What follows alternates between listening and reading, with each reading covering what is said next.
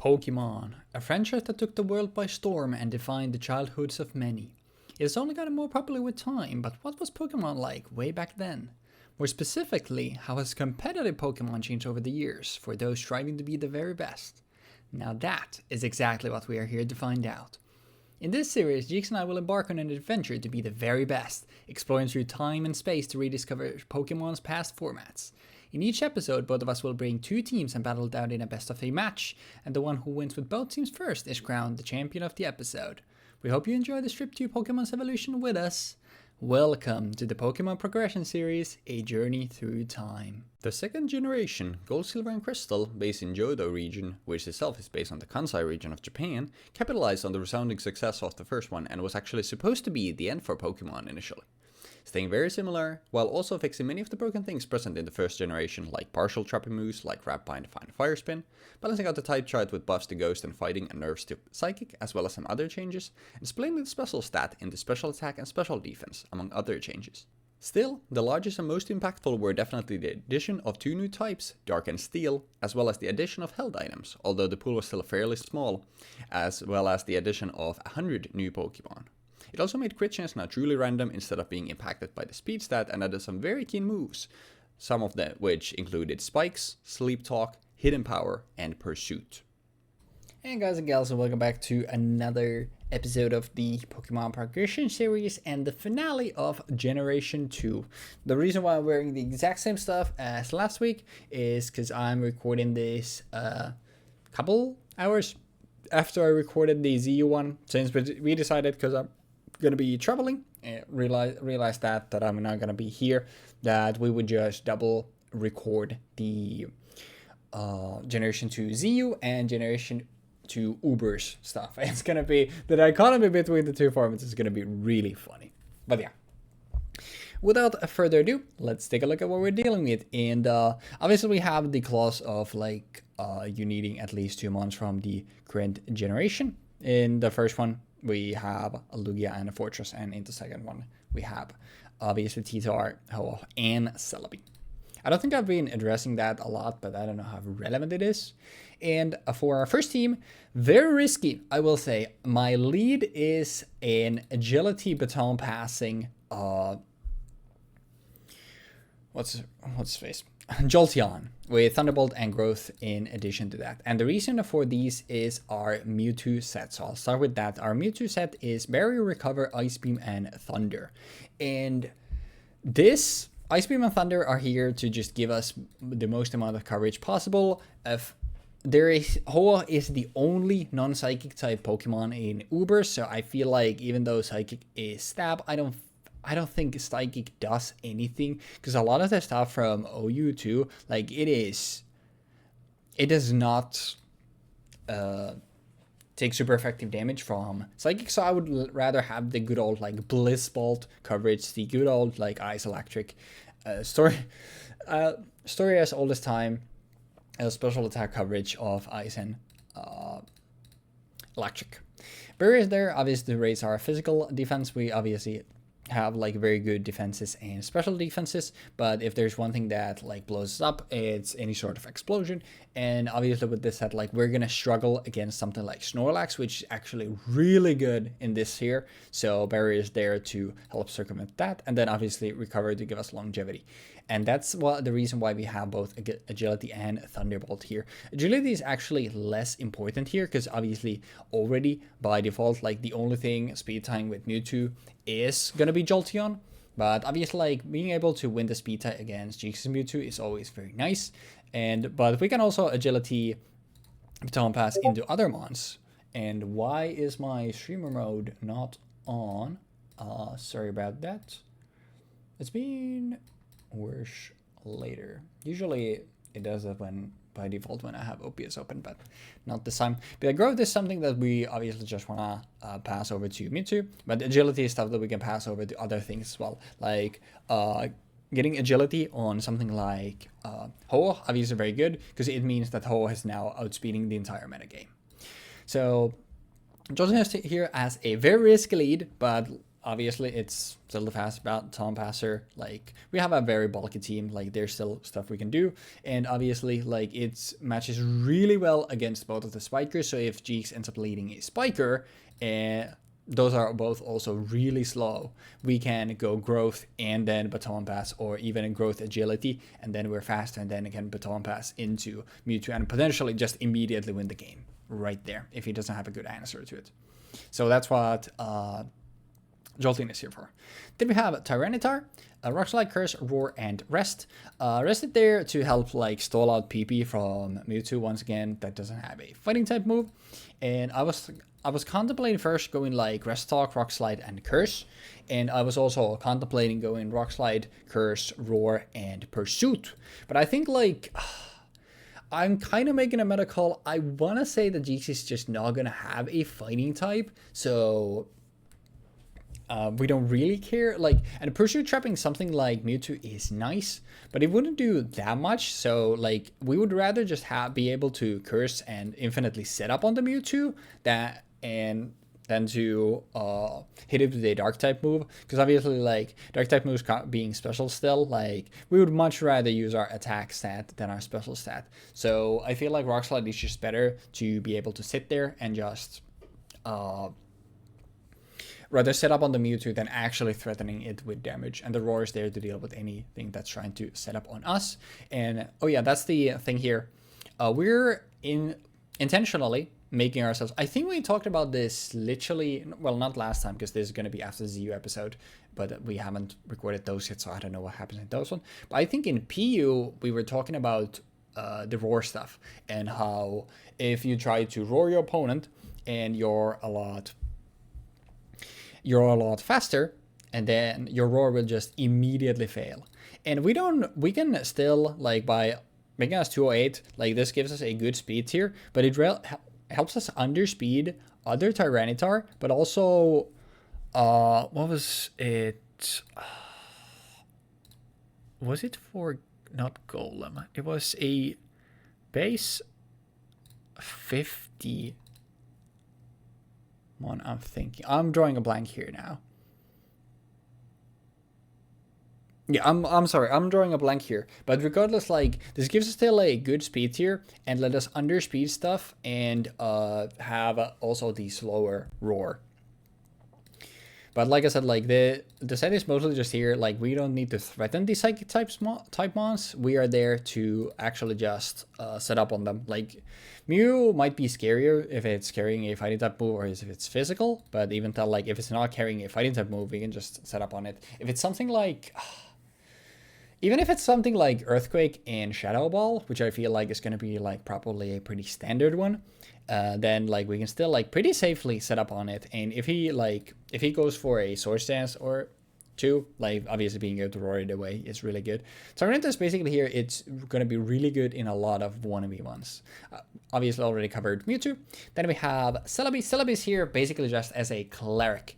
It's here to heal all of our status, because like this time we're not actually carrying that much, like we don't really have Rest Talk here on any of our Mons in this team. So actually if we get hit by status, something like Toxic would be really devastating in any scenario, but even like if something gets hit by like paralysis or sleep, we want to be able to get rid of that. So that's what we have Heal Bell here for. Recovery is there for longevity. Lead Sheet recover, like basically if you don't have super effective moves, you're not beating this thing 1v1. Lead Sheet, obviously we can also like help set up our upcoming Mon.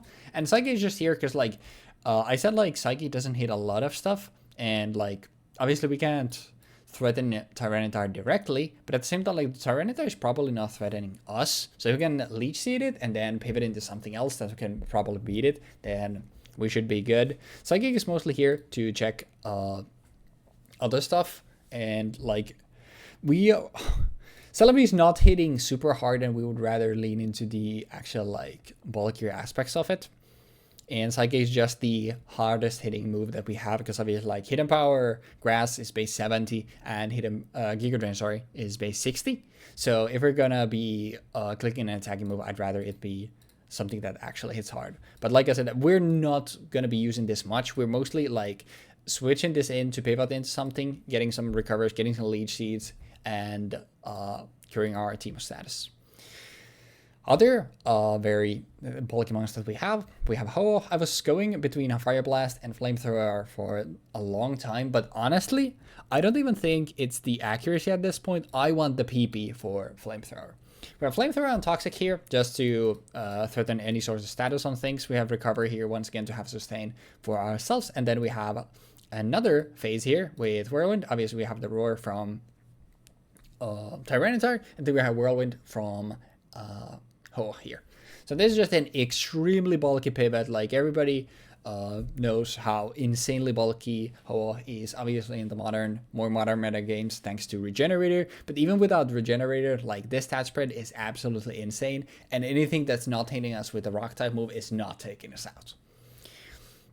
And then finally, we have the Cloyster with lefties, Spikes, Toxic, Rapid Spin, and Surf. Surf are a move of choice here, because obviously, if you look at our team is actually relatively weak to Tyranitar, so we want to have something to actually deal with it. Spikes, Toxic, Rapid Spin, I feel like really standard. Having double phasers, obviously we want to have entry hazards there, and then Toxic to threaten other, like, Stolimons, and to beat, like, opposing Cloyster in an instance where we don't really want to swap out of it.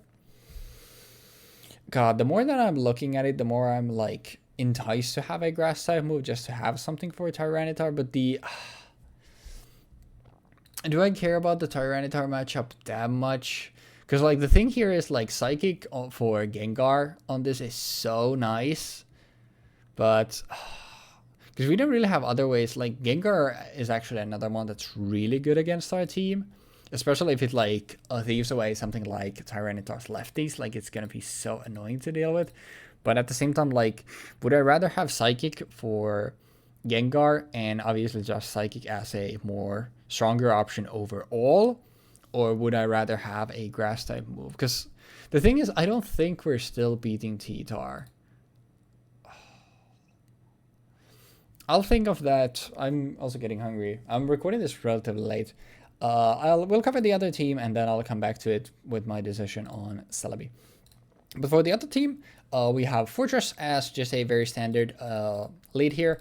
Here I have Hidden Power Fire. This is only to beat opposing Fortress. I think I was earlier running Hidden Power Ghost when we played Gen 2 OU, which was there to hit Gengar. So I can hit some, like, if I want to be spinning away Spikes, we can hit those. But obviously, as you can see, we are not we don't have Rapid Spin on Fortress this time. We are actually with Explosion, because Hidden Power Ghost is not going to be, like, Gengar is not as scary to us now as it was back then. And I'd rather have a way to actually just immediately deal with his opposing Fortress, because if you look at our team doesn't actually deal with Fortress that well. So being able to hit it with Hidden Power Fire is very nice. Obviously Toxic for any other Pokemon. Explosion just if we have an unfavorable matchup. Then we have Zapdos here, the usual electric ice coverage with Thunderbolt and Hidden Power Ice. Then we also have Thunder Wave here and Whirlwind to phase away our opponent if need be. And Thunder Wave, obviously, like I said earlier, like, I think Rest Talk is going to be a lot less enticing in Ubers just because things hit harder. So being able to slow down something like a Mewtwo with Thunder Wave is very good. Then we have Mew here. I think I was talking about this earlier, with a Swords Dance Mewtwo with Earthquake and Shadow Ball probably being very likely, because obviously a lot of Psychic types Mons here, so Shadow Ball just makes sense. I went for Rock Slide instead, because we have an Earthquaker in our Golem here, and I really want to be able to deal with Ho-Oh, because other than that, like, we don't really have a lot for Ho-Oh, and Ho-Oh kinda tears through our team in a lot of ways, and even especially like if it's like if it's carrying Recover and stuff like that, we need to deal with it, and obviously it can phase us away, so we can't even Swords Dance it. So I would like to have two ways of actually hitting it. But the issue here, Earthquake, Explosion, Rapid Spin, Roar. Sorry, I'm jumping all over the place.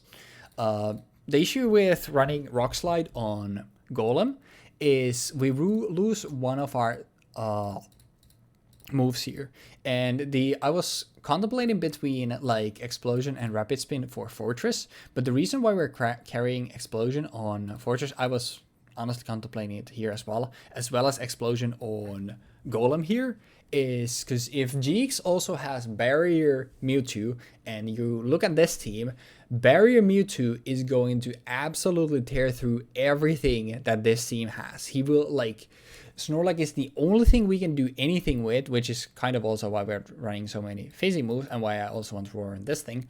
But the issue there is that we need to get rid of Mewtwo, so having like multiple removal buttons for it is too important. Earthquake obviously makes, I think, more sense than Rock Slide to carry on Golem. And then I want to have a spinner, but I didn't want my spinner this time to just lose to Gengar, because like I said, I really want the HP Fire to be able to cover for opposing Fortress. And obviously if we Golem has a much more favorable matchup against Gengar, because you can just threaten Oko with Earthquake so to force it out, and then we can more safely rapid spin. And the I think phasing moves are just gonna be so important, because like there's so much scary stuff. Like I think like Snorlax and Mewtwo are like the scariest mons probably in this tier, and Mewtwo can have. It can have Amnesia, it can have Barrier, like it can have anything. If there's Baton Pass shenanigans, obviously we are in Ubers, so there could be Baton Pass shenanigans. I feel like being able to phase away your opponent when they're trying to set up is just going to create so much tempo. So the thing there is that I need something to hit Ho with. Obviously he's not going to stay in on this thing with Ho as long as he doesn't know that we don't have a rock type move. But the moment this he knows all 4 of our moves, Hawk and Wall are Golem, and that's gonna be an issue.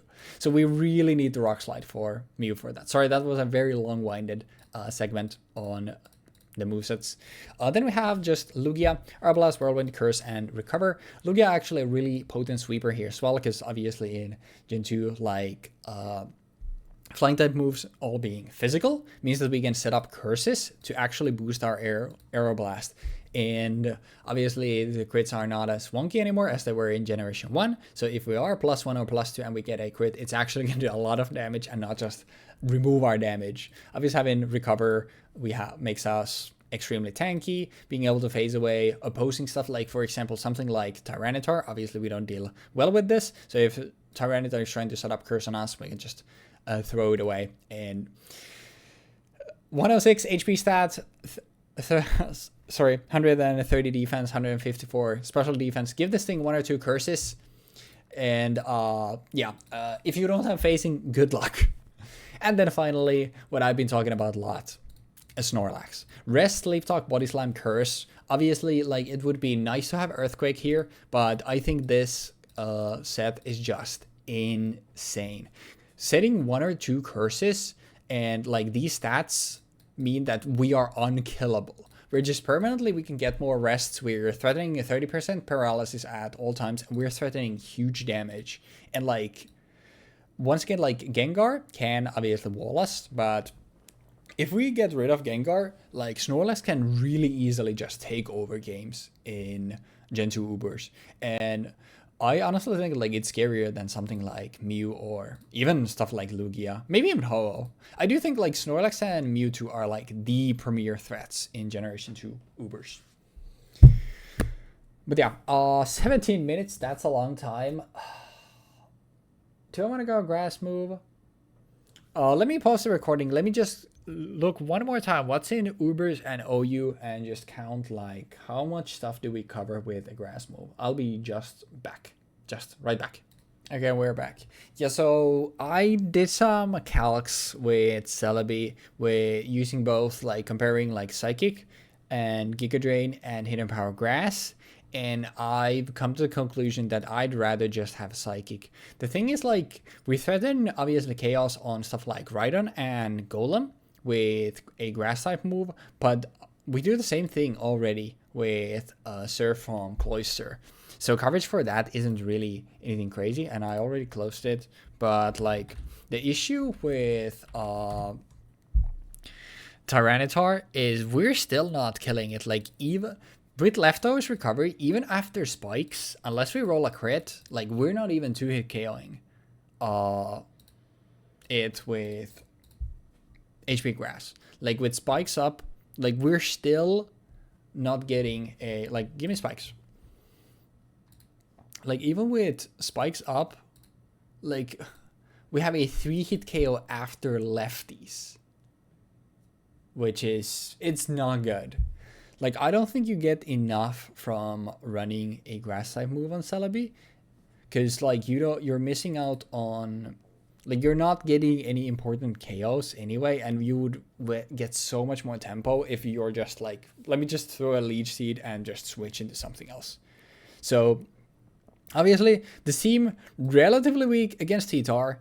But if we, I mean, if we somehow roll Tyranitar in Jeexx's other team and we don't have to fight Tyranitar with this one, we're gonna be in like pretty good shape. Obviously, this team like is not good against like Tyranitar either. Tyranitar is another one of those that's just like, apart, like, alongside like Snorlax, I think like T-Tar and obviously the Spike Setters are like the premier threats in the tier.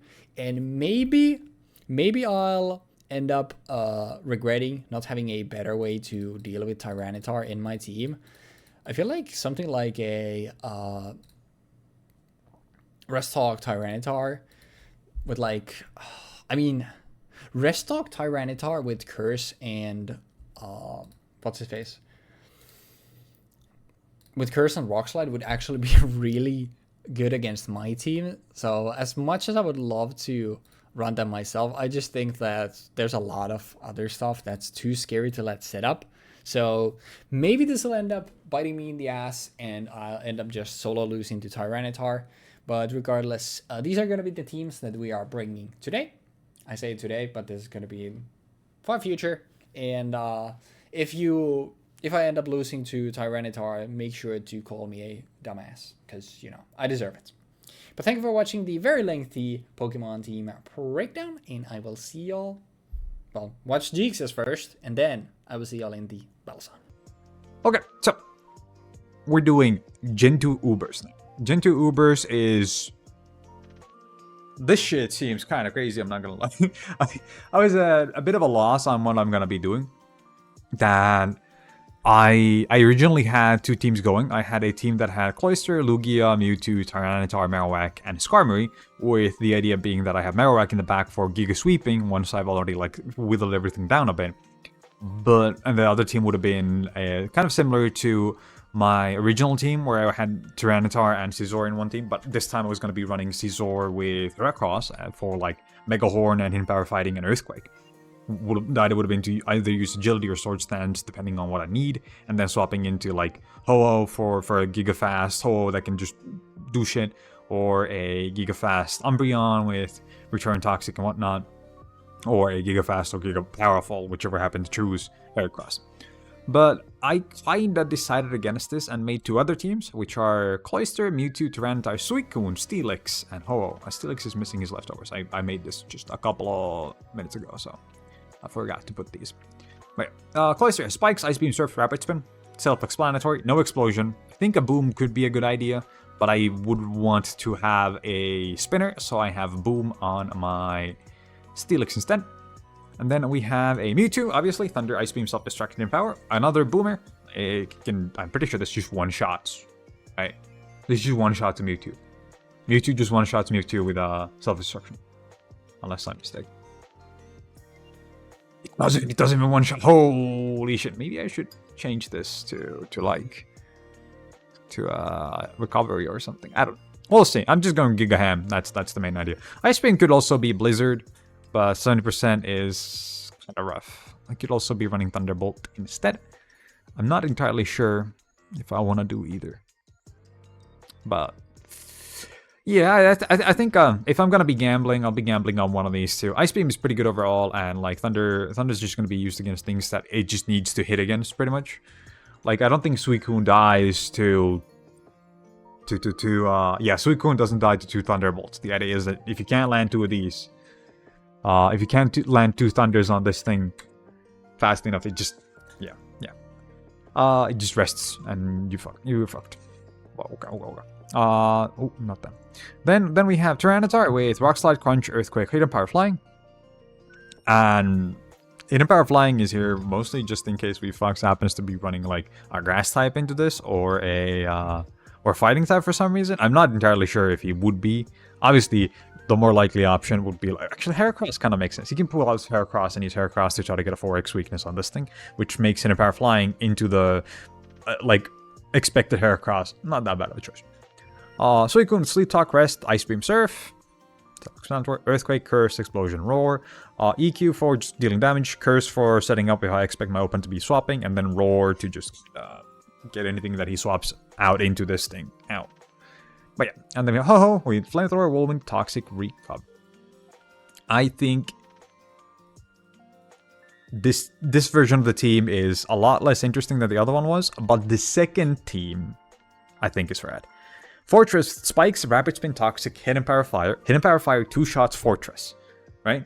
So I have the option of if the lead Pokemons are Fortress, Fortress. Weebfox can set Spikes, right? And I hit him with Hidden Power Fire.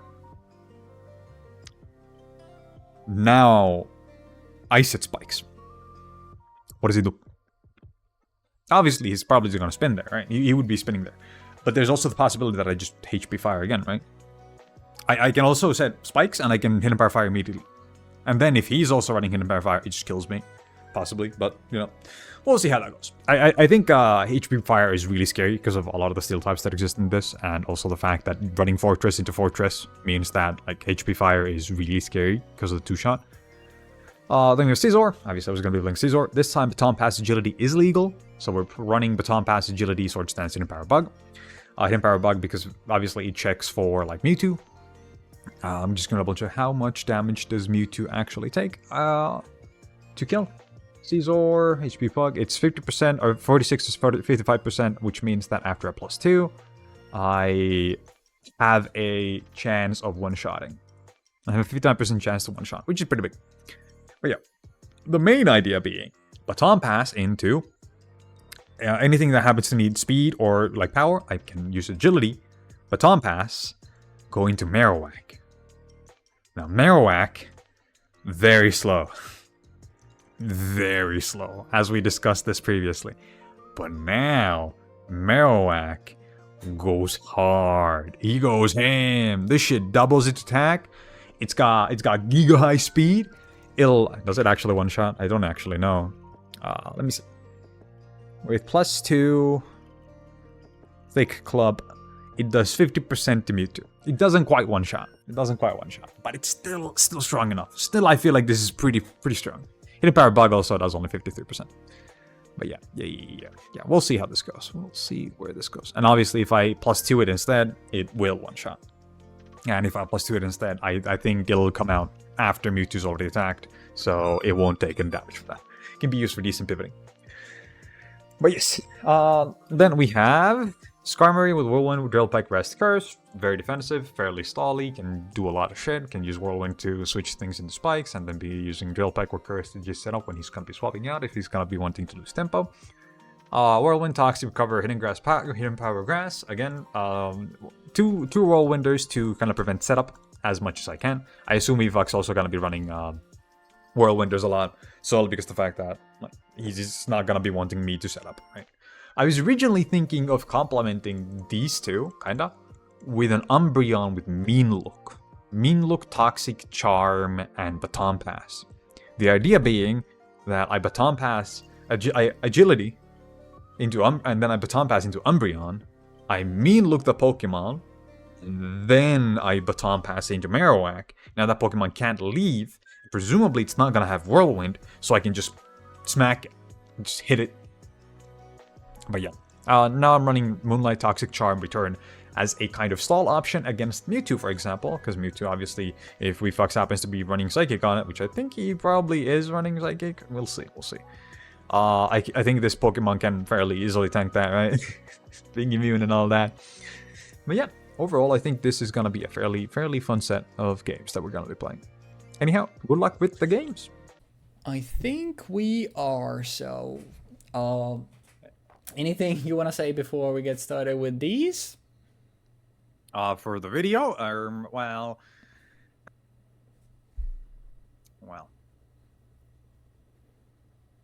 Remember, guys, if you want to be a supervillain, number one.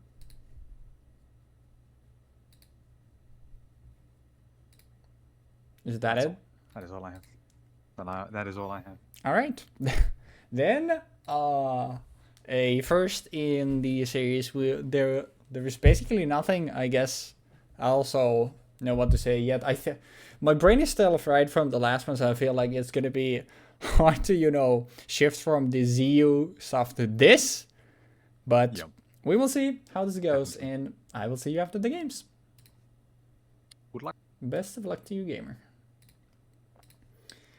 All right. I will be honest. I think this is somewhat the least confident I have been in all of this series. And not Gen 2 ZU, Gen 2 Ubers. And we will start with this, my super risky lead, and we will see what happens. Let's see. Bro, why am I so stressed, man? Why am I so stressed? It is a spiker. It is a spiker we love to see. All right. I'm going immediate agility here. If he toxics us, we're cooking with gas. Oh yeah, I also need to, once again, start tracking teams.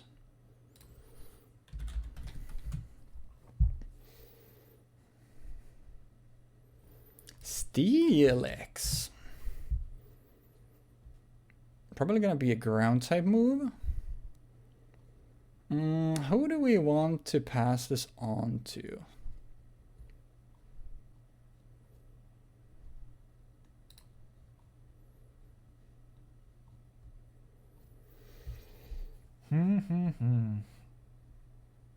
We could go into Celebi, honestly, to just outspeed everything.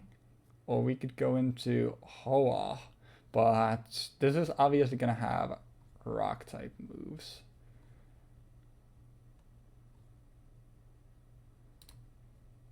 We'll see if I end up regretting this. Ecurson Steelix. Alright. Wheel barrier here. He might explode on me, which is kind of scary.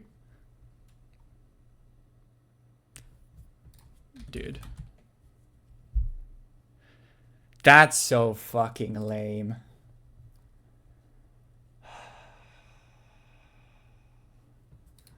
I literally have a barrier for that exact Mon.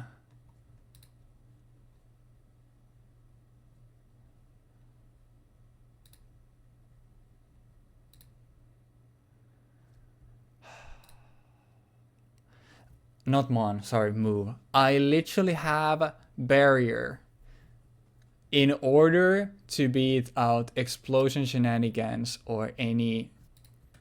It doesn't matter, but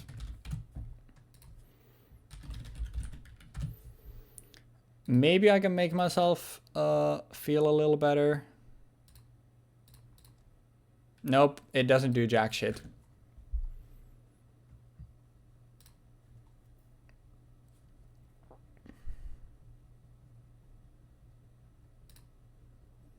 It doesn't do jack shit. Wait, how come you get to win the speed tie twice? I mean, I have him toxic here, so I'm winning out in the exchange here. But brother, that is such a lame way to lose my first Mon.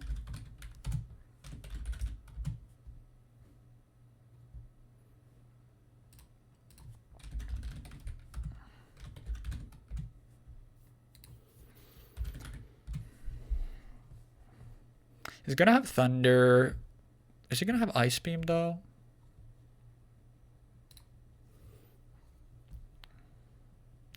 Mewtwo suffers from Moonshot syndrome in this tier, in my opinion, though. So he's not gonna have coverage for everything. I'm assuming he's not gonna have. Oh, he has. Okay, so it's. I don't know what hidden power that is. I'll be honest, but that kind of blows.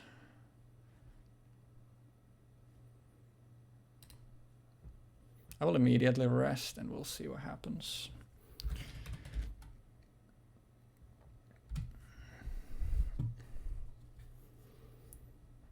Let me actually, I guess I can calc it a little bit. If we give Mewtwo hidden power, I don't think it's gonna be fighting. Because it did, what, 51? Could it be hidden power water?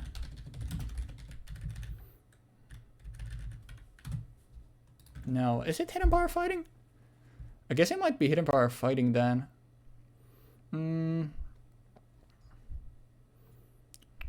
I guess I could stall him out of stuff.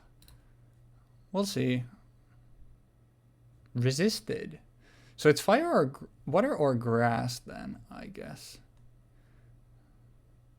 We'll set up a lead seed. I don't think, because he's not trying to set up. I think he's just like a bunch of moves. I'm just still so... But yeah, it's water or grass, right? There could be hidden power. No, it can't be psychic.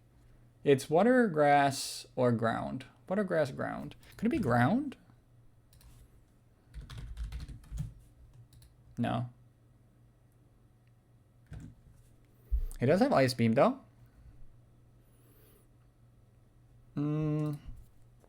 Is it a roll? Is it a roll? Yes, I know I'm calculating everything. It can't kill without a crit.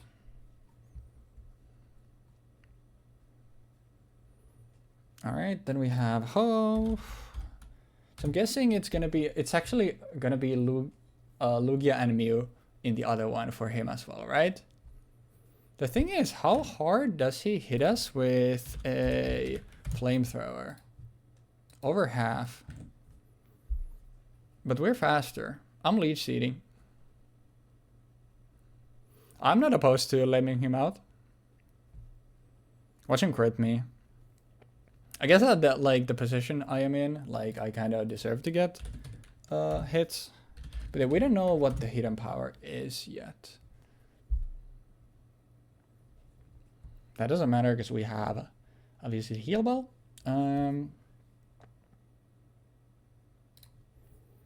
Because we also get sleep away this way. This is why I'm not running sleep talk on my Tyranitar. I can get rid of stuff this way. Ooh, that's a lot more than I would like to see. I'm not gonna lie.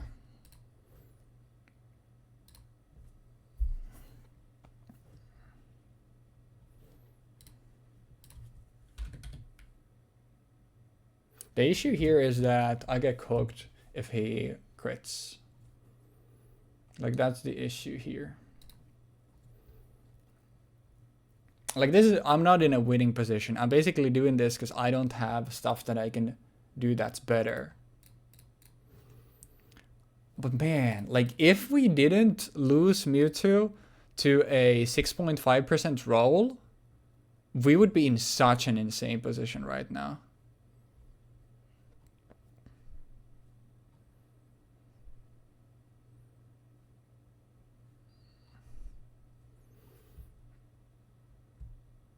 I don't think, wait. There's no way he Toxics here, right? Am I greedy and go into T-Tar? T-Tar is really good though. I think I'd rather go into Hoa. He might also switch here. If he switches, he's switching into Mewtwo or whatever his last one is. Yeah, we'll do Hoa here. Yeah, so that was so bad for me. That is actually so tragic.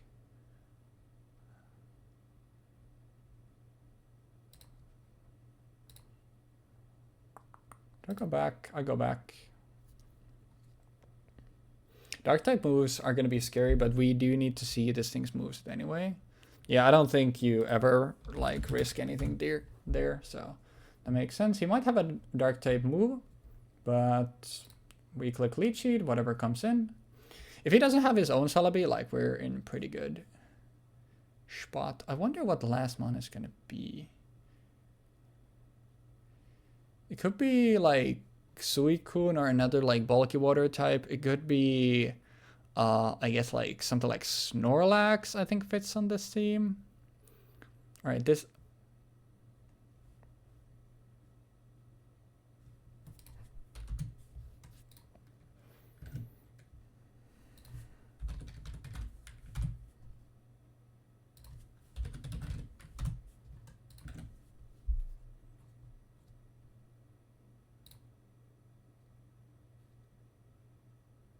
That's so tragic, because he's obviously faster than me, so he can force a switch here.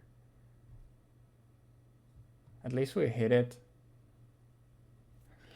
But he knows I'm gonna switch here. I think I actually go into this thing. He hasn't gotten spikes up, which is really... If he got spikes up, in addition to like him getting the explosion crit, I think we just lose on the spot. I think the only thing that's doing stuff for us right now is the fact that he doesn't have spikes up. He is threatened by a... If he goes into Cloister here, that's bad for me. But he is threatened by Explosion because he doesn't know if I have it yet. Cloister is going to be annoying. Okay, I guess I should have seen that coming. But at the same time, I'm chilling here. I always click Rapid Spin, right? Yep. I guess he doesn't have Toxic because he would Toxic here if he had it. Do I call him predict like switching here? I think I do. This is a hard read on him switching. I think I have momentum and I don't think he has Toxic. This might like lose me a lot of momentum, but I think I'm in a position where I can make this read, and if I get it right, like it's actually going to do a lot for me.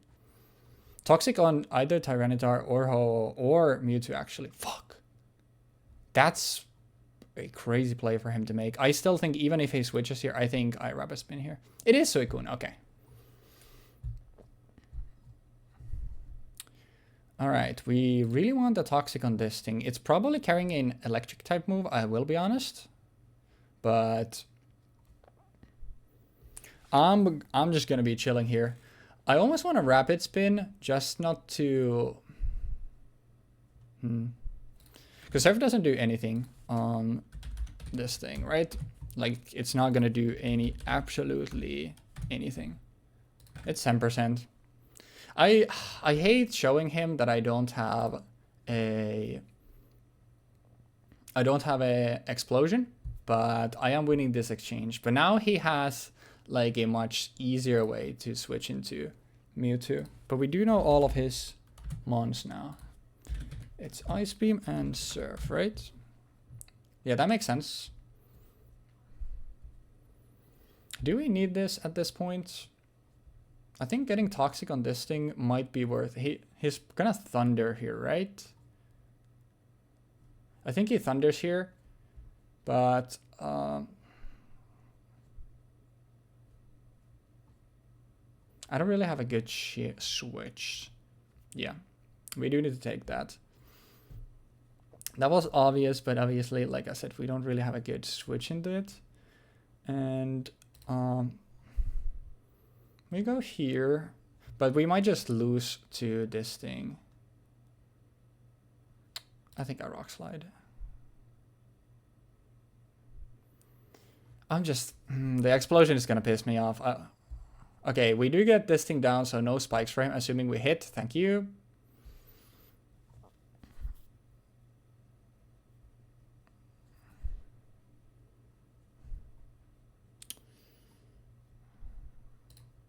This is risky. It's so... We're doing it.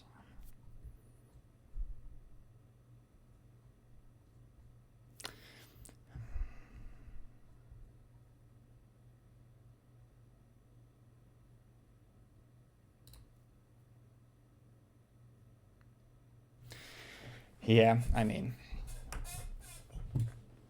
But yeah, it's gonna be a rest talk.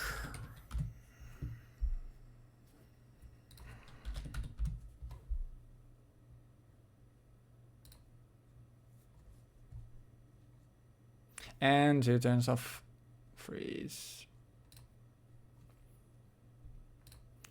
Don't play tilted. Can we still win this?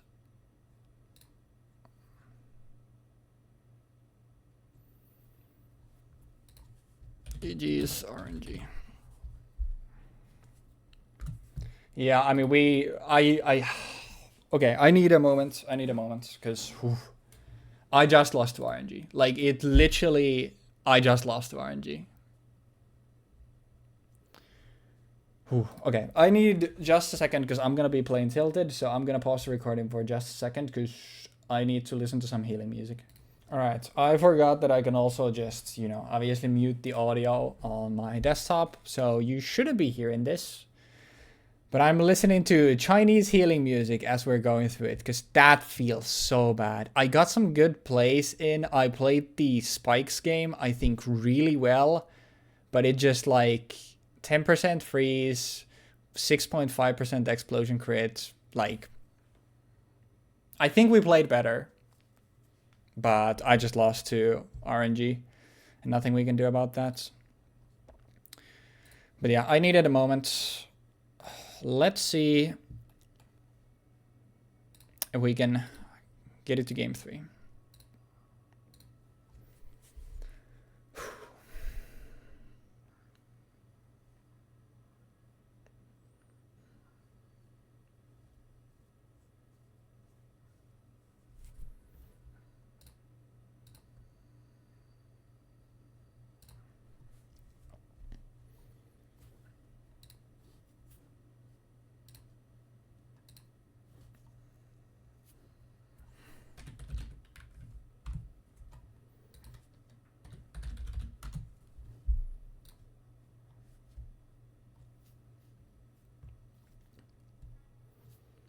I'm playing Tilted. I'm playing Tilted. I'm so mad. Why am I playing so Tilted?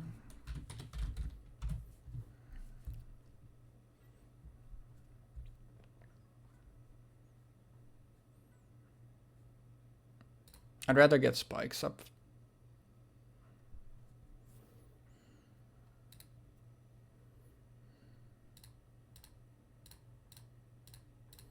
I'm pretty sure I know all his mons. It's going to be Sizzler, Fortress, Marowak, then the other Uber's mons. Wait. Okay, now he's max attack. I also need to take this Calyx just to decompress. Archaic might KO.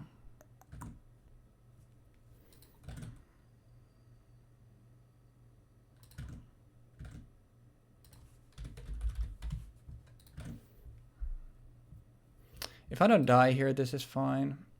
We'll see. If you reach the explosion, like, that's a really good play. Thank you. Okay. That's fine. We got Spikes up at least.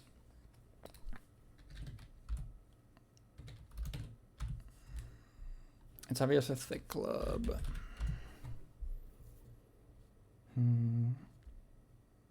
We don't know what else he could be going into.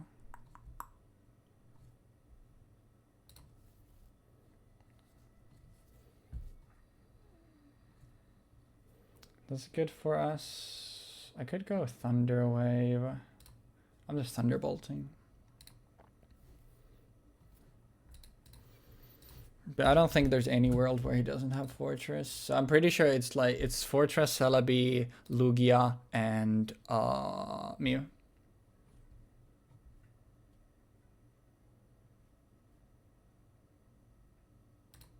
I guess I'd rather do this. Probably gonna baton pass these again, but like we're faster, so we get more chip on this thing first. And now it dies to Spikes when it comes in. Double speed Scarm? Why is he playing OU Mons?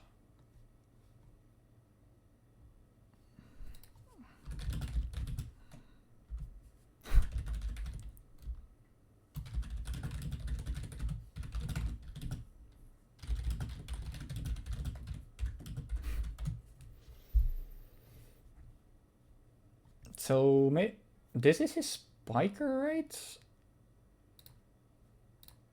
Do I want to wave this? No, I'm not going to think about it too much. I don't think there's much Skarmory can do this. Interesting team, though. Umbreon? I guess he's not running Celebi. This I don't want to... This is going to Toxic. Right? Yeah, it's going to always Toxic. We go Snorlax here to eat the Toxic. Yep. Foul play isn't a thing yet, so we'll just set up a curse here. He obviously has two steel types, but yeah, I think I'm chilling on that. I'll set up another one, and then after that, we will rest. I don't think this thing has much to hit us. Oh, actually, yeah, never mind. I know he's gonna Whirlwind here. So I think I'd rather first hit him, and then I can rest later. Maybe get a power going? Yeah, this was obvious. We get Zapdos back in like this. I don't want to Thunder Wave. Actually, do I call out the Umbreon? I do. Umbreon is coming in, so we'll Whirlwind him into something else. Oh, he does have Fortress. So the last one is Mew or... Okay, that's actually really good for us, because now he can't sack that. Okay, so he does have Fortress. We also get information about that. Yeah, there's Lugia. What is he carrying that he's bringing this out against us? Like, he's gonna have Recover, obviously. Maybe he's probably gonna just Whirlwind us. He does have Toxic here. Probably gonna be hard stall. But this is Recover, so actually, do I T-Wave this thing? I don't have a way to poison it, so... I guess we're forced to Recover with Thunderbolt, and we're still...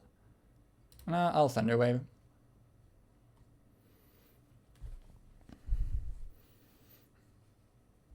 There we go. Can Snorlax take two?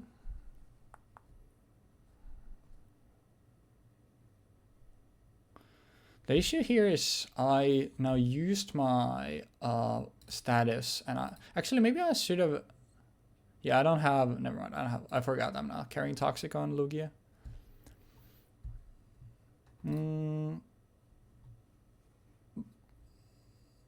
That's a big one. If we get another para, he dies. So is he gonna risk it? Get a para? Perfect. Okay. Well, I guess we're getting paid back. I'm clicking Thunderbolt here. Actually, am I? Ah, I should have switched. Yeah, I was gonna, like, if he switches, I'd rather actually. Bro. This game is ass.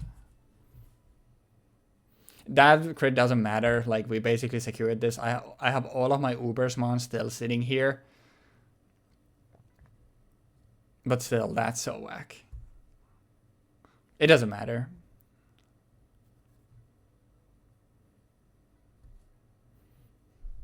But we do need to get this thing out of here now. I think at this point, are we safe to just set up on... He's gonna Toxic. Actually, is he?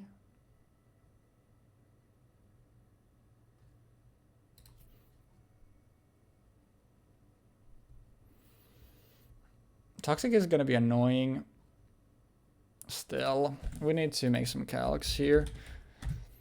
Because this thing is really bulky.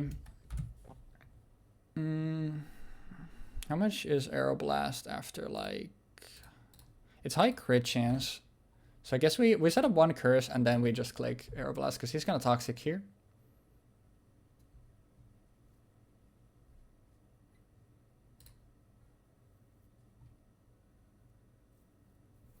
That's annoying. He's gonna do it again. So we do get a free switch here. So I guess we'll switch into this thing. That's also fine.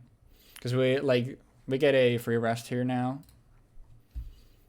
I don't think there's anything that's gonna touch me. The issue here, like, Umbreon is actually gonna be the scariest thing.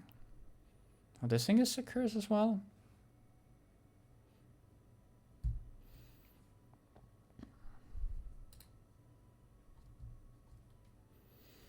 I think we save this to explode on. What do I need the least? Another curse? Go for another curse. Nice. I don't think there's anything he can do to one-shot us, so we can just whirlwind him out of here. Yeah. We do get a lot. Oh, this thing is... Yeah, he needs to switch here. Oh. I could... Am I risking him staying in and recovering? No. I'm so glad I didn't. Okay, that's big. That's actually a big KO. I wanted to go for the safe play, but I think he's so far behind that he needs to make these. The issue... This is still a scary endgame, like, actually.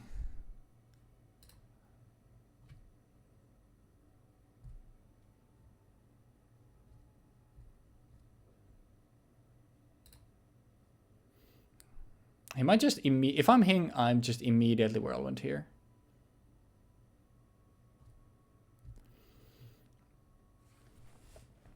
I think Shadow Ball is gonna be better because it's oh,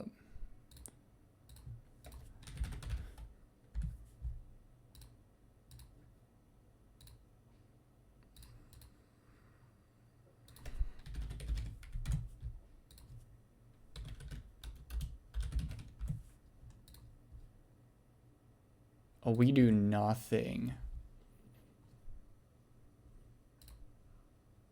You're not whirlwinding?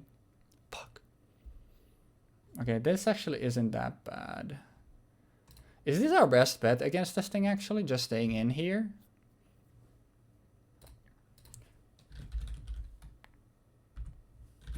I don't think so, because the issue is that he can still, like, whirlwind me out of here.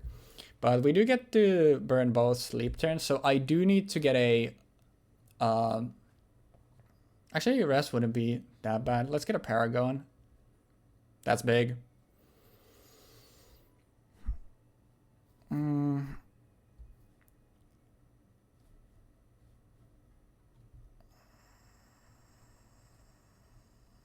I think he's gonna whirlwind, right? Is he gonna whirlwind?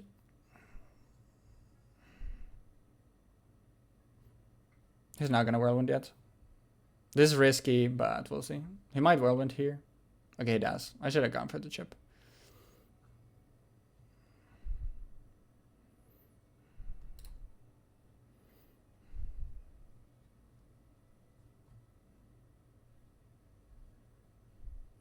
He always goes Umbreon here, like 100%. Do we whirlwind it though? No, we just hard call out. That works. Yeah. He didn't know that you can't rest at full HP.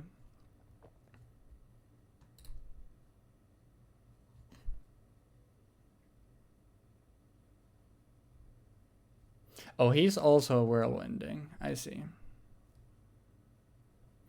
So there's the... I honestly think we genuinely need to go for a... because all of my stuff is poisoned. I actually need to go for a... I need to win off... Okay. I was gonna say I need to win off PP stall, but I guess that just solves it. I mean, he didn't have a win con anyway, so I don't feel that bad about it. But still, that's so ridiculous. I guess. Gamer didn't want this to go to PP stall. Still whack. Okay, well, so this is what he's gonna be playing for the last one. So let me see that I know everything that I do. Fallen Curse, Drill Pack, Rest. I do think my other team has a better matchup into this, but still. Because, like, I think Celebi just beats all his stall, is the thing. Toxic Return,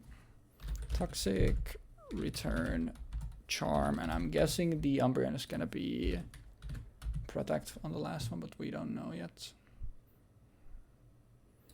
Alright. Do I want to change things here? Scizor, Marowak.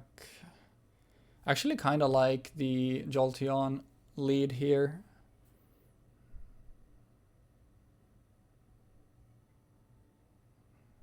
Do I stick to the Jolteon lead?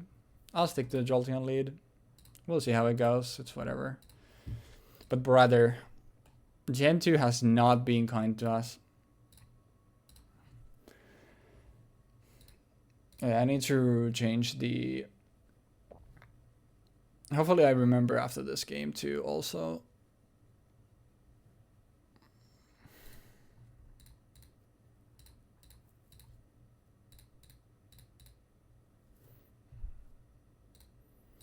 Right. We didn't know anything that this thing had. Would I actually rather, against this team, go for growth? Actually, I can set up so freely here, right?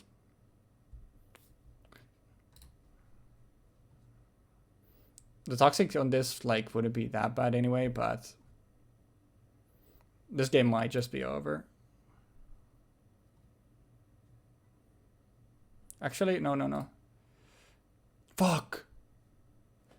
Okay, he did... I don't think... Does Scissor against Whirlwind? It doesn't. Okay, perfect. Then this should be fine.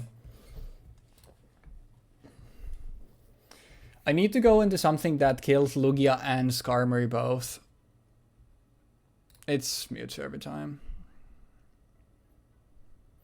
We're still faster. Another thing here is always Thunder, right? I could Barrier, but I think I need to kill anything that happens. Hopefully we hit it.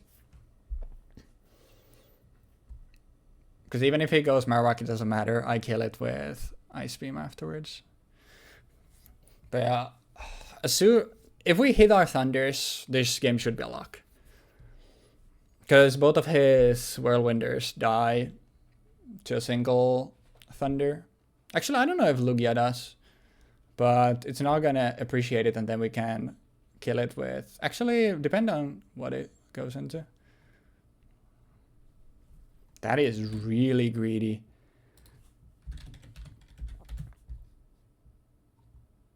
+2 special attack into skis or...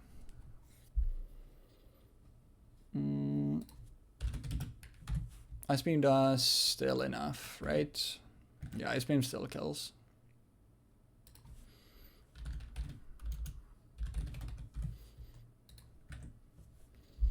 It was almost minimum roll.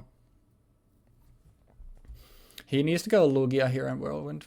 But yeah, I don't think there was anything he could have done. Now let me unmute this thing. There we go. Yeah, so this generation sucks. Yeah. I mean, the fact that I hit toxic, I was like, okay, yeah, great. That's a good miss. Right before that, I got crit for 100%. Okay, that's fine. That's still fine. And then getting crit a double para right before that, it felt like it really felt like something was conspiring against me. There was a cosmic force at large for sure. But I think even the part where I didn't one-shot the fortress with the 1 in 3 chance, followed by all of that, it felt like, oh yeah. I did also a calc that I was like, okay, he does have a small chance to KO, but like I don't have a better play to make here. Bro, small chance. I mean, honestly, with the, I guess when you're rolling 6.5% and 10% every other turn, then I guess at that point like 33% is great odds. I mean, 33% in this format is already like it's fucking astronomically high. Yeah, I don't think the toxic missing on like Fortress in this game, like I don't think that really mattered, but like that felt like just a spit on the face, like after everything that had transpired earlier today. That was just like, you just for good measure, you know, all of your limbs are broken, and then at the end of it all, it's just like on your face. I don't think the toxic itself missing is that big of a deal, but it's also like, well, now I lost like so much tempo in that this thing isn't even gonna get chipped out, and no matter what I do after that, it's like entirely irrelevant. Even if I swap into Scizor and do shit from here, it's not gonna matter. I'm just gonna try to set spikes to get chip on the fucking Mewtwo when it comes out, and maybe I can eke out a fucking Thunder miss. Because thunder is the only thing that can deal enough damage where you can kill me. And then the end result is, you know, That's how it goes. Anyways, that's how it anything goes. about the teams? Your second team was very interesting. So it was taking notes from you in the Marowak thing, but the idea was, well, there's so many rest talkers, right? Yep. There's gonna like we agreed that we wouldn't be running that many rest talkers, but Yeah. we'd have so many rest talkers, and agility baton pass isn't banned. So what if instead of me going for Marowak and trying to spread like statuses, I go for Caesar with sword stance and agility and baton pass for pivoting into, for example, Umbreon for toxic charm, return, moonlight shenanigans with stalling you out while after I've SD'd, or I go for Marowak after an agility and then I use SD on it to now actually be at the cap, and I'm now faster than a large portion of the Mons in the tier. And Even taking the HP bug, my god. yeah, so the idea was after SD, it kills Mewtwo. Yeah, and like that's the. It also makes sense because 4 out of the 5 mons in Ubers are psychic types, and the last one takes quadruple damage from Rock Slide. So Yeah, Celeb takes I felt like 4 hit damage. Hoa dies to Rock Slide. Mew and Mewtwo take basically their entire HP bar, and Lugia also gets hardship by Rock Slide. So Marek is actually pretty good in Ubers, but obviously the thing like getting it to that position is the hard part. yeah, and that's kind of what I was trying to go for. The rest of the team, like specifically Lugia and Skarmory, these are like a little bit lacking because I originally had a different set of teams, which was like, okay, I'm gonna use Heracross with Caesar to get the same end goal. Where I'm gonna be using Heracross to check the Ubers themselves using like Mega Horn and Hidden Power Fighting, but Hidden Power Fighting isn't really good enough, and EQ doesn't hit Ho-Oh for Giga effective. So this one also like I kind of felt like wasn't as cool. Originally, I was also running a little bit of a defense set for Fortress. I noticed that you were running Hidden Power Fire on Fortress as well. It was Is it two shots Fortress? Yeah, it was literally there just to be opposing Fortress. That's it. Yeah, I think it makes sense. It also 3 shots Scizor, so Yeah, which I mean, isn't really relevant, but like it's still like okay, that's a big deal that you can actually like threaten at least 3 mons that might be showing up in this, even though it was clearly not picked against me playing Scizor, but you know. yeah, it was 99% for Fortress, and it was also there because Heracross, like you said, Heracross has a really good matchup against a lot of the mons in Ubers. So it was also there like, okay, it also gives me a like favorable matchup against Heracross in this tier if you lead it, because Heracross as a lead isn't actually that crazy of a call to make because it checks so many of the mons, so it just has like immediately gains a lot of tempo in a lot of situations. So that was ultimately the reason for it, because Toxic and Hidden Power Fire allow me to be the Heracross 1v1. Yeah, I think overall it was pretty fucking solid lead, not lead, read. But I really like the second team, the idea there. The only thing that I was wondering, what's the idea in you going for Skarmory over Hoa for that? Because you didn't have Hoa in either team, so you could have had it there. So was there an idea? Oh, was in the first team. Was it? Oh wait, it was. You're right. I'm stupid. And it's there to threaten Celebi for the most part, because I didn't really have any ways of dealing with it with this team outside of like obviously Tyranitar, but Tyranitar felt like this thing might just get fucking destroyed by anything else, and it's so much slower that I don't even know if I can kill a Celebi into it. That's like this second team, like these second 2 teams were made a lot faster than the first 2 teams, and this one is largely like this didn't have moves on Steelix or Suicune right before the match. Like I set the moves and items right before I started doing the breakdown. So don't talk to me about Steelix. Why? That explosion sent me into a spiral of fucking tilt, man.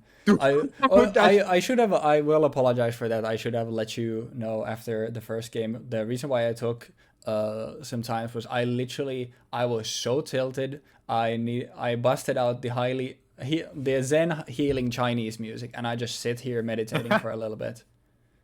That's the reason why it took me a little bit. Maybe that's why. Maybe your feng shui just fucking hit so hard for game 2, and that's what happened.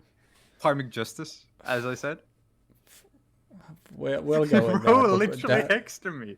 Because that tilted me. So literally the only, I think I might have even mentioned it in my tea break, that the only reason I was running barrier on Mewtwo was to live explosion and self-destructs, because you have so many good boomers. Like, you can boom on Mew, you can boom on Mewtwo, you can boom on Snorlax, you can boom on Golem, you can boom on Steelix, you can boom on Fortress, and like all of those are like the best ways to deal with Mewtwo. So the barrier was literally there just to protect it from dying to boom.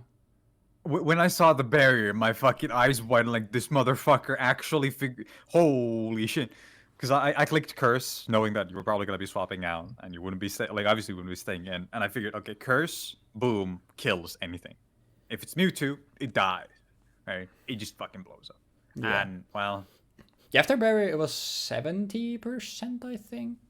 It was like 66 to 74, I want to say. I did calculate though, but like barrier literally lets me live like all the booms. That's literally the idea behind it. Obviously, like even with curse, actually I calculated with curse, right? Let me see. Double curse is 83 to 98. Yeah. Under reflect. And I was gonna say, like, I'm pretty sure I did, but yeah, I did calculate with curse, so yeah. But I think it just without curse it doesn't kill. Yeah. Oh, it does. I mean, it still has your opponent's 100, defense, so it does the calc without barrier if you do. But that's it's just the fact that basically the game starts with me losing to the exact thing that I had a move there to counter, was just like, brother. That's not a Gen 2 thing. Mental boom. Right? It's like that's just a Pokemon. Yeah, it's thing. literally just like. Until Pokemon Legends ZA, crit is still 6.64%. It's been that way since Generation 2, so that's why it was like, brother, I am going to punch a hole in my wall. This is where like stuff like Pokemon and card games really differ, and it's the like RNG aspect, right? Where like you and I have both compared Pokemon to a card game, where you're building a deck essentially using 6 Pokemon with 4 moves, with an ability, with an item, with their IV spreads and EV spreads. Yeah. And that's like, you have so many things to consider, but then outside of that, like, you're not playing in a vacuum. Everything will not always work, which makes it a lot more frustrating when you have a plan for something and that plan doesn't come to fruition because of something like this. Yeah. And it grinds your gears more than like any deck ever getting shafted by slightly bad RNG. Because oh, I just drew bad. But it's not like, oh, my plan, when executed, failed because of RNG. Yeah, literally, like, the drawing cards aspect is like the thing where it's like, am I putting more consistency, more searchers and stuff like that? Am I putting more starters into my deck to have more consistency, Thunderbolt? Or am I putting more extenders, so when I find the starters, I get to build a bigger board, better board, and get more payoff that way? Thunder, that's where you're, okay, doing the calculations. But there is not an element there where there's a 6.5% chance that your Blue Eyes White Dragon, actually, instead of 3,000, it just hits for 6,000. And that just happens.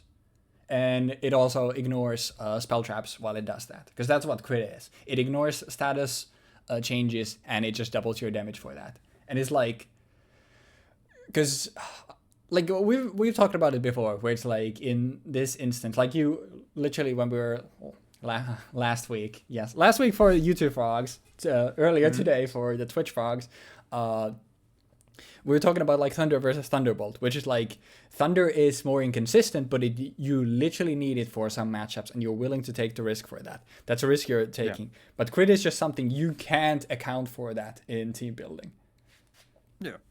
And I think crit is, it's like the most frustrating thing as a player, but for a viewer, it's probably the hypest shit ever. And also for a player, it's like, I mean, I would argue that even ancient power boosts are like cooler because of the fact that you're at least using a specific move that has a specific thing that is specifically built into it, and it's Yeah, I mean, specifically weaker yeah, than other moves. And it's like, yeah, that's the okay, thing. yeah, that's fine. It's another case where it's like I'm willingly bumping down the power in my move that I'm using to have this chance for this thing, but crit is just something that's baked in there, and it just might happen at some point. And like I see why crit exists if there is a stalemate where it's like you're exactly recovering 50% of your life each turn. I'm doing exactly 50% each turn, and it's a stalemate. Instead of us sitting there both clicking those moves for 32 turns, there is always that chance where it's like, all right, I'm not gaining any momentum here, but I'm stalling him out of this move. But there is a 6.5% chance that I just die here. And that, like, for those specific scenarios, crit makes sense.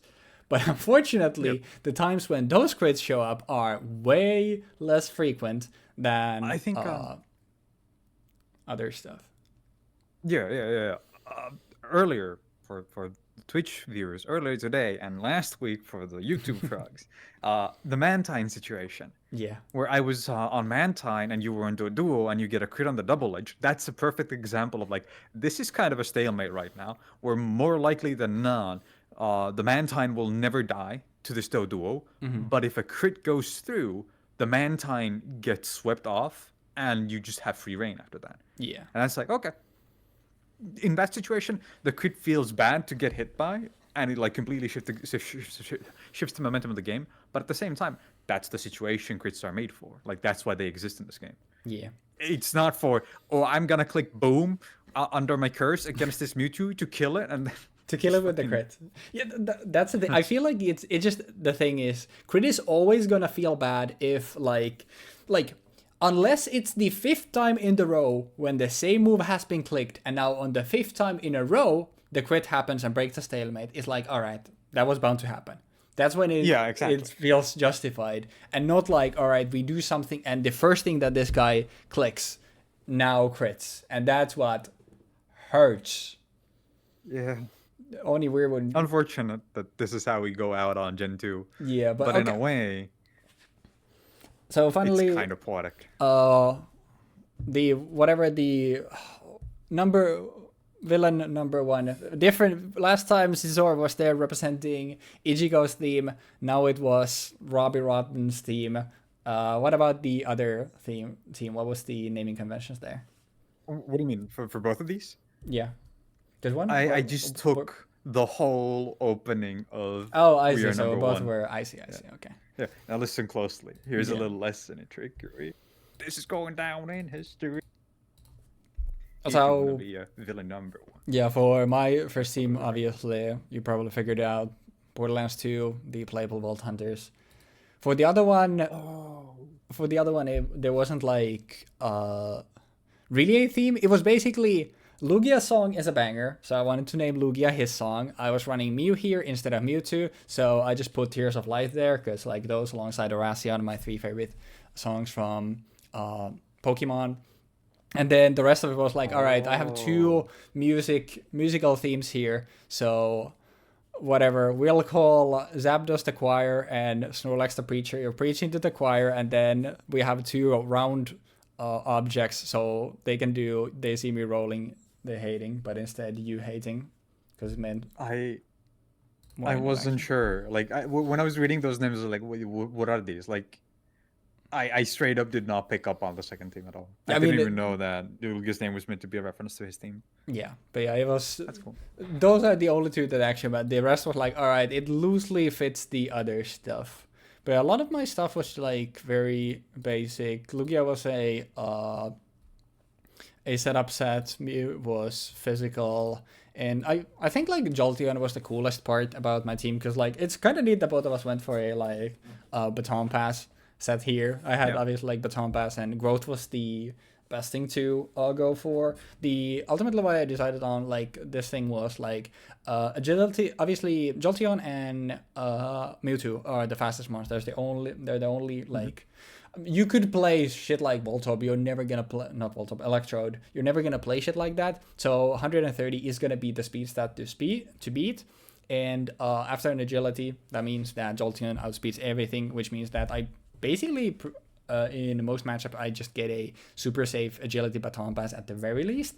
And then like for exactly those moments where like I'm up against a cloister or fortress, which obviously doesn't threaten me with much, like usually in those cases I get agility and then growth, and then I can baton pass.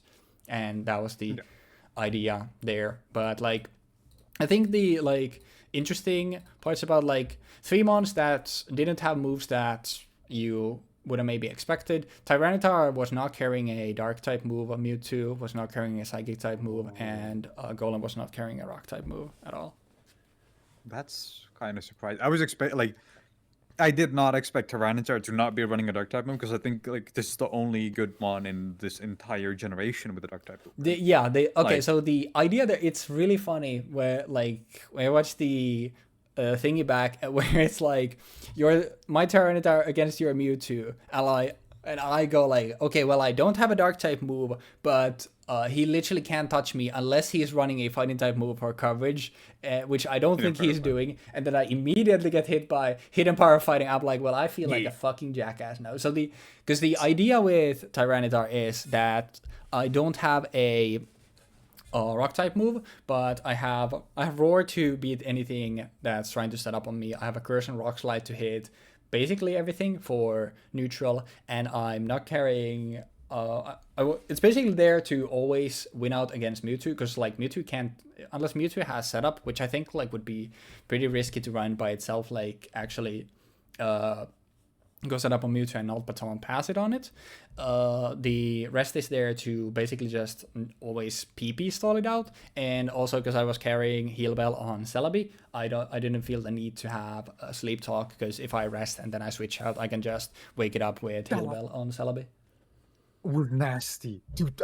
I didn't like. I thought toxic. I'm like, okay, this is good. I'm just gonna be fucking stalling the fuck out of this. Celebi can't do shit. It's just gonna die eventually. And then you hit Heal Bell. I'm like, oh no. Yeah, I think Heal Bell like Celebi is interesting because like with Leech Seed and Recover, you can stall out most mons, and because the metagame is so bulky, because like Lugia and Ho and Celebi, the 3 new Ubers mons here, are so insanely bulky, and there's a lot of like other good stuff like Umbreon, for example, and Snorlax is also really good.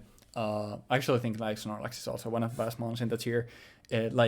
Toxic actually is so insane in Gen 2 Uber, so I was like, this not only helps me with dealing with like toxic spam, but also lets me kind of alleviate, because I kind of had like 4 move slot syndrome with Tyranitar here. So that was kind of like, all right, it's a little bit of a meta read, but also it helps alleviate the move slot syndrome I have on Tyranitar.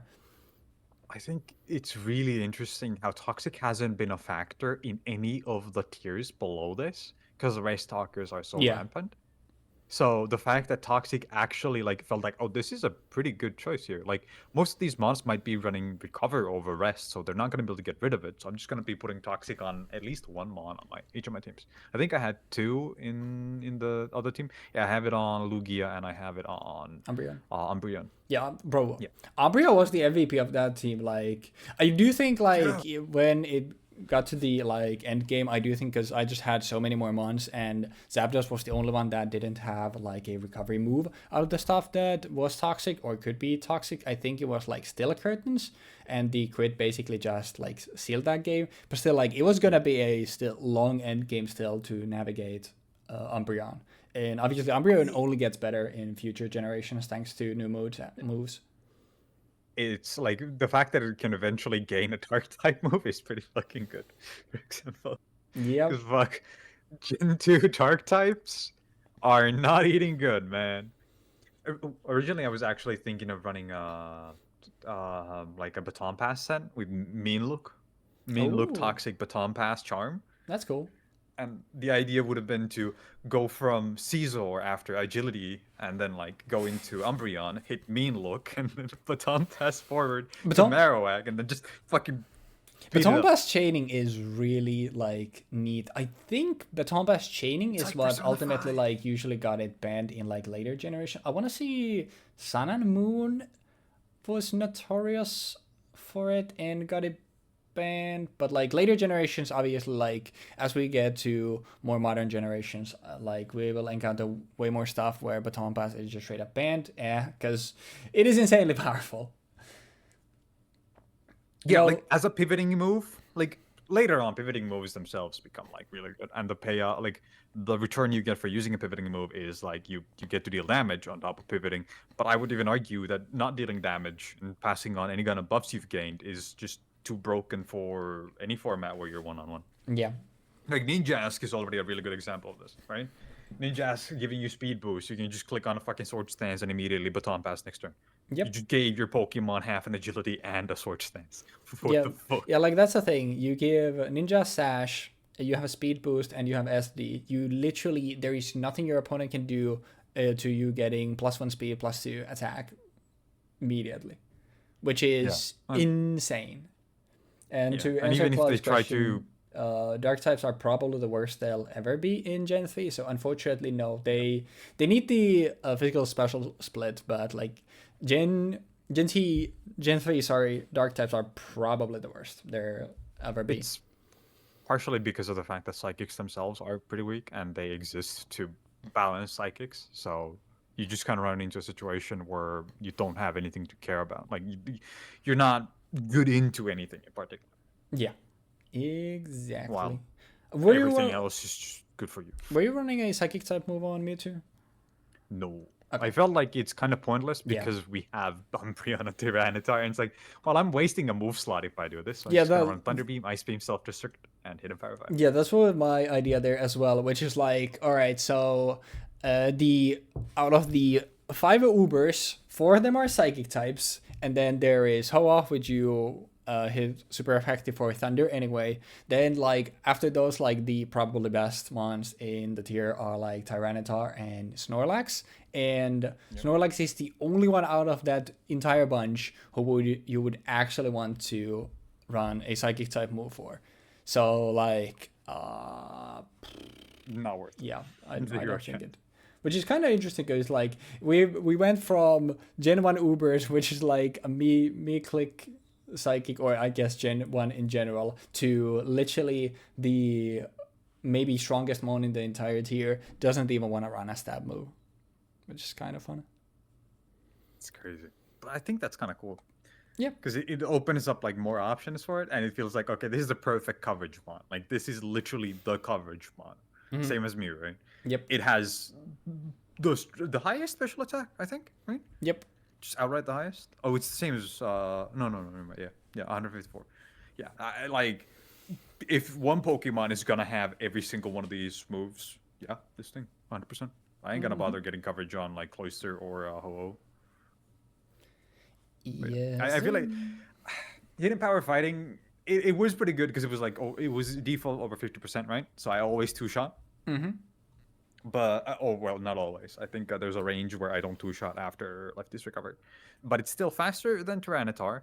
And if I get the read right, which I did get right, I'm always like in a winning position. And now you need to pivot out of your Tyranitar before I two-shot it. Yep. So, it worked pretty well. It did. It definitely paid off. And like I think that's also another thing that I mentioned in the team building section, which was literally like Tyranitar is here to check Mewtwo, so hopefully Jeexx doesn't run a fighting type move, and then alas, he's running a fighting type move. Demon. Fuck, I had something, I was gonna say like something else, one last thing, which was like, it was an interesting insight, but now I fucking forgot. Oh, that's gonna. It's Jover. That's gonna haunt me for the. What was it? You can just add it in post. I mean, assuming that I remember what I was talking about. What was that? What's the discussion? Was it even related to that? I was scrolling to through moves or Mons. Oh, shit. That's gonna haunt me. God fucking damn it. Shit. Regardless, I wanted to. So let's say 10 is your favorite video game of all time. Gen 1 overall, 1 out of 10. What would you put it at? 4. Honestly, that's pretty high. That's 4. I was literally thinking like between 2 and 3 for I mean, okay. myself. I guess yeah. I would say 3 for Gen 1, And then Gen and for 2. Gen 2, 4. Okay. Because I was also thinking like it's literally one above it for me as well. Like there's Yeah. items get introduced. There's 2 viable ones. So does it actually matter? Yeah. Nope. New Not at mons all. and moves get introduced. Does it matter? Big. It's all rest talk and spikes. So nope. Yep. So like it is a step to the right direction, but the stuff like out of the stuff that gets introduced, there's the few things that are so much better than most other things that it ends up overshadowing everything. So I honestly think like for me as well, like it's gonna be Gen 1 is sitting at a comfortable 3 out of 10. We'll give Gen 4 a Gen 4. That would be a lot more. Gen 2, a 4 out of 10 for now. And next time, Thick. which is going to be, wait, this is going up on next Thursday, probably.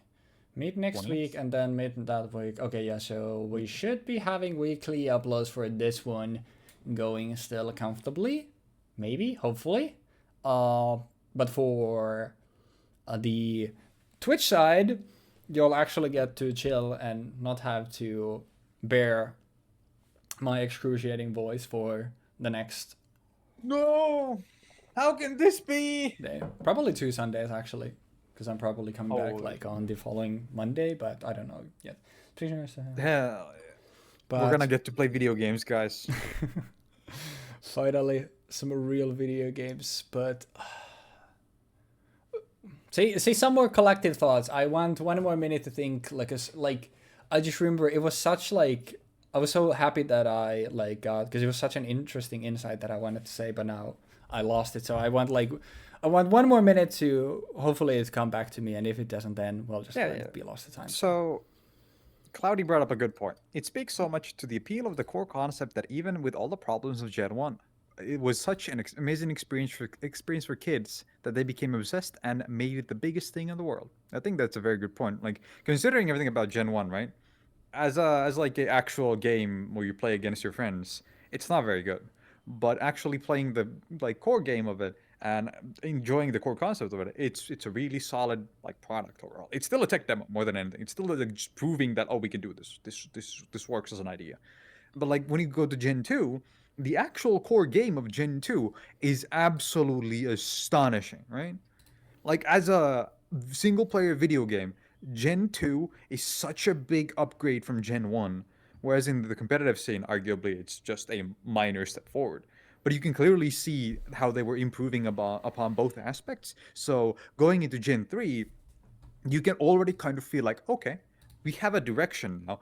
How are we going to improve on it? And obviously, move variety, generally like making different options that exist that are actually like meta, is gonna be priority number 1, right? They're gonna be trying to make a meta game that doesn't devolve into simply using rest talkers. So they're gonna make the mons more aggressive, less bulky, give them more power, give more powerful moves in general, and then eventually when we get to Gen 4, this obviously like culminates into okay, now you actually have to have like different types of tanks, where one mon can't just tank all of its weaknesses because it's a specially defensive mon and it's only weak to special moves, right?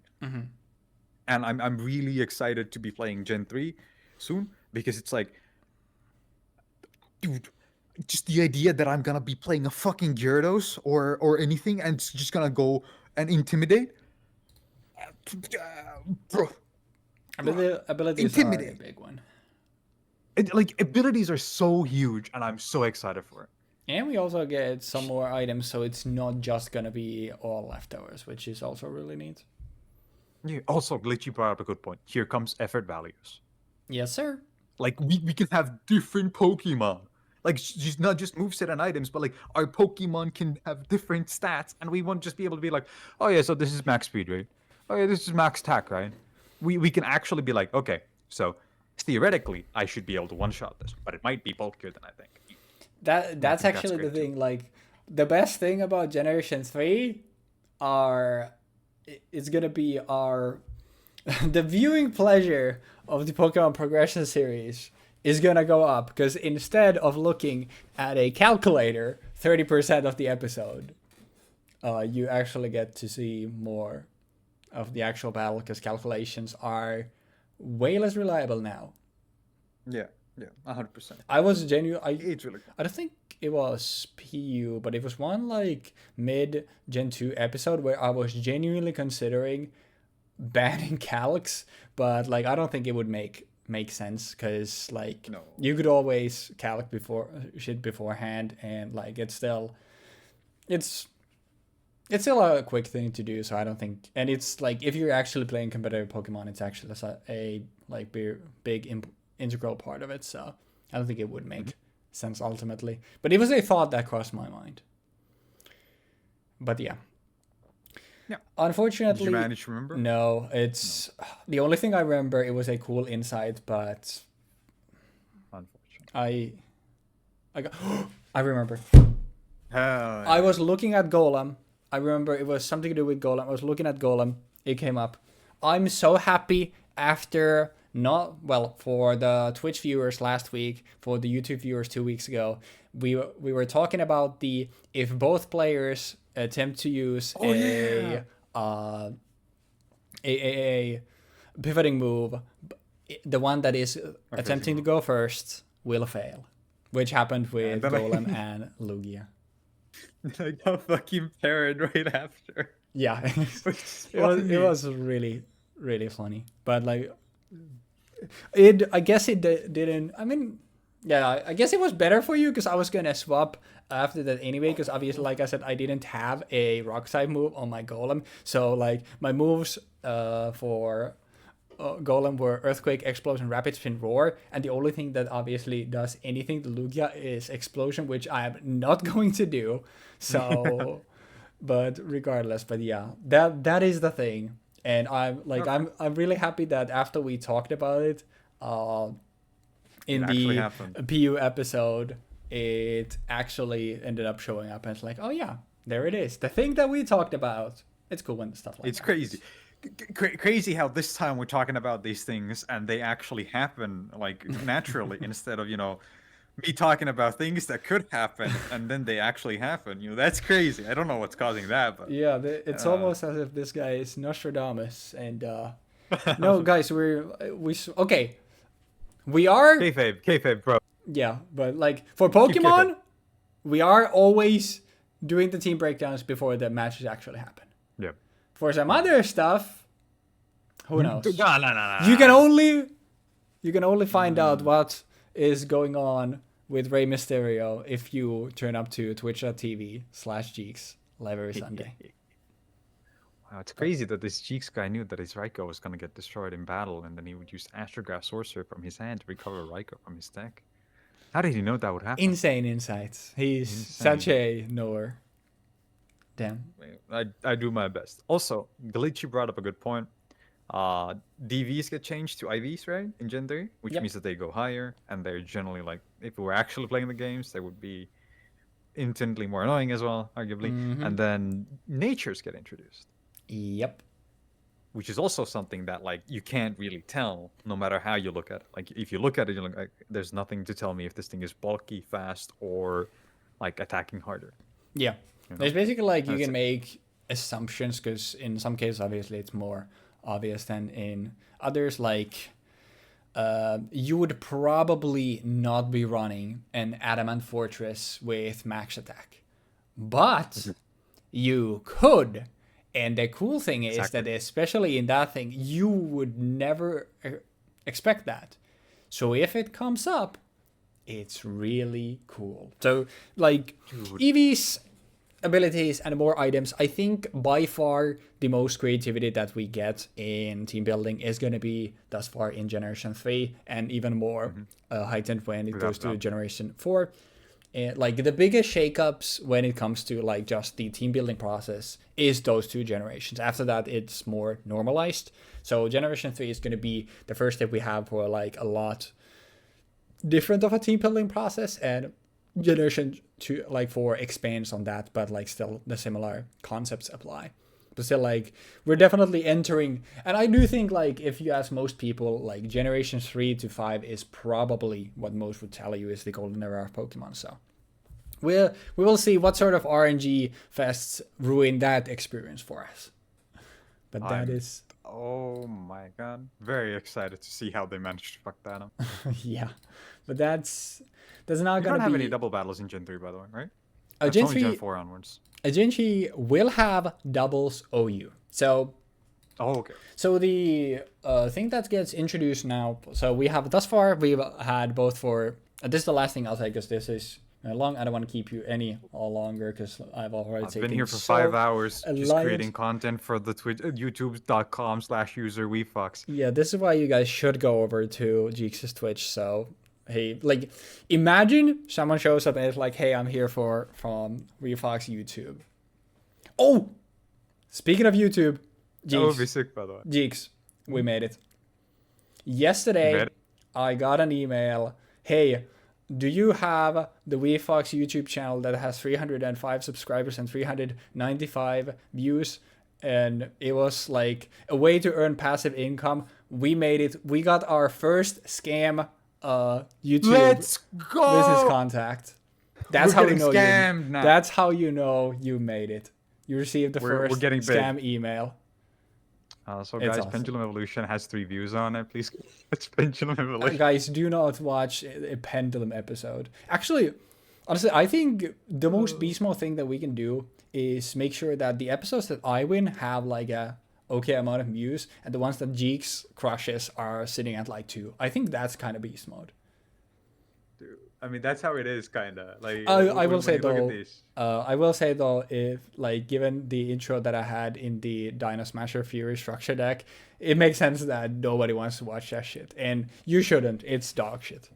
But yeah, it's kind of ass. What was I going to say about Generation 3? Oh yeah, so thus far it's been OU into UU into NU into PU into CU into Ubers. So Generation 3, we're gonna have 9 total. Yeah, because it is OU and UU are the same, but after those, in between UU and NU, there is now an Argue tier, rarely used, and then we will also have Little Cup as well as Doubles OU. Doubles obviously is going to be a whole different metagame to play, because both of us have actually 2 Mons on the field. I think I've never played non-VGC doubles, so I think you still use all 6 of your Mons, I would assume, because obviously VGC is going to be like 4 out of the 6 that you pick, and Little Cup is Little Cup is all Mons are set to level 5, and you have some stuff that is banned. But for the most part, like, are you similar stuff? Things to know about Little Cup. Once again, because I'm saying this out loud because I don't know if Jeexx knows this. So in general, the lower the level of the metagame, the higher the damage. So the usual singles that are played at level 100, Mons are going to be the bulkiest that they will ever be. And when you play VGC, which is set to level 50, everything in general is going to be doing a little bit more damage. And same thing applies to Little Cup. Everything's going to do a little more damage. I'm assuming it's because obviously when the Pokemon grows in level, your offenses go up and your defenses go up, but also your HP goes up. So it makes sense that since you're getting defenses and HP when you're going up, but only just the offensive stats, it makes sense that the higher you go, the little less damage percentually you're going to do. Yeah. But yeah, I don't yet know like which way we're gonna go. Like, do we still wanna? I think like doubles OU is gonna be the logical one to end on. But whether we want to end the singles on Ubers or Lil Cup, we'll think of that. Maybe a Lil Cup just because it's like a different meta game when it comes to like the levels. But we'll figure that out in the future. But all you need to know is on the Twitch side, you will have a little bit of a hiatus from the Pokemon Progression series, but on the YouTube side, there shouldn't be anything. If something comes up, then I will let y'all know in the community posts as always, but for now, everything should be as normal. Regardless, next time we will be playing Generation 3 Overused, which is going to be hopefully very different from the things that we've seen thus far, so. That's all I wanted to say. Anything you want to say to the good people before we get out of here, Jeexx?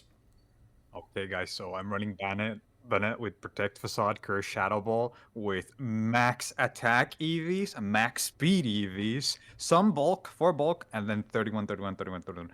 Adamant Nature, more attack, less special attack. Fuck that shit. We're gonna hit shit in the face. That's Stay awesome. winning. Stay winning. So yeah, Bennett, one of Jeexx, obviously for Mons, and also this was the first time when I almost like forgot to adhere to. I don't remember which team, but one of my teams I definitely initially almost I'll just forgot play. to adhere to the. Oh yeah, initially I wanted to run Fortress and Cloister in the other teams, but obviously if I did that in my second team, I would have had only Lugia from this generation. So that's why I ended up making the flip. So it had Fortress and Lugia from this generation. So this is the first time that I almost broke that. So that is still something that I need to put into my brain. So something to look out for in Generation 3. And if I fuck it up, make sure to call me out on it, because brain rot. But yeah. I've taken so much of everybody's time. I do apologize. I thank you so very much, as always, for watching. Thank you, Jeexx, as well, for taking so much of your stream time to do this stuff for my selfish causes. I appreciate it, obviously. And thank you to Jeexx's Twitch chat for also bearing with us. Can you give me that instant war meme where it gets swapped in, you hear the Intimidate go off, and then it goes and leaves? Oh, Can you give me that real quick? I'll try to find it. It'll take me probably a little bit. Actually, okay. Final thing. Actually, this doesn't need to be in the YouTube video. We'll see you next time. The infinite content Tsukuyomi. We'll see you next time for Generation 3 OU. And have a great rest of your day. Peace.